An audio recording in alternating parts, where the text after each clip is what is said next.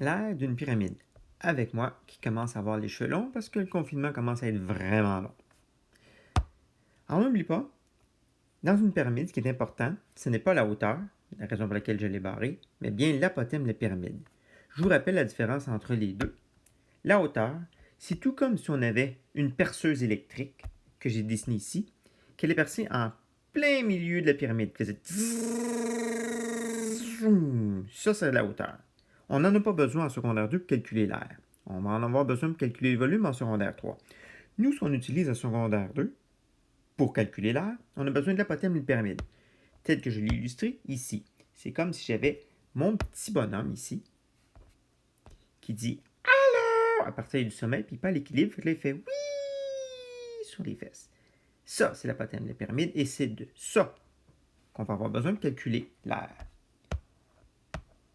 L'air d'une pyramide est constitué de sa base, ça ici, et de son aile latérale, qui sont les triangles qui font le tour de sa base.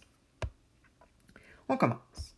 Alors, l'air, puisque c'est un pentagone ici, la base, ça a plus que 4 côtés, on devrait utiliser la formule NCA sur 2. Et puisque ce sont des triangles, ben, l'aire d'un triangle, on ne peut pas utiliser hauteur. On va dire base fois l'apothème de la pyramide, divisé par 2. Et puisqu'il y en a 5 qui font le tour, on va faire 5 fois ça.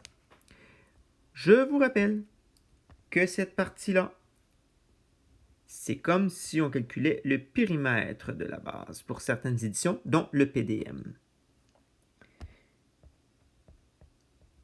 J'ai 5 côtés.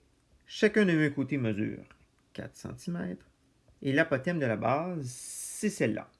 Donc, fois 3 divisé par 2. Plus mon aile latérale. J'ai 5 côtés. Chacun des côtés mesure encore une fois 4. Et l'apothème des pyramides mesure 8. Toujours divisé par 2. Il nous reste juste à calculer. 5 fois 4 fois 3 divisé par 2. Moi, j'ai obtenu 30. Ça, c'est l'air du pentagone. 5 fois 4 fois 8 divisé par 2. Moi, j'ai obtenu 80. Et ça, c'est l'air des 5 triangles qui font le tour de ma base. En additionnant les deux, c'est-à-dire 110 cm², j'obtiens l'aire totale de la pyramide qui était ici.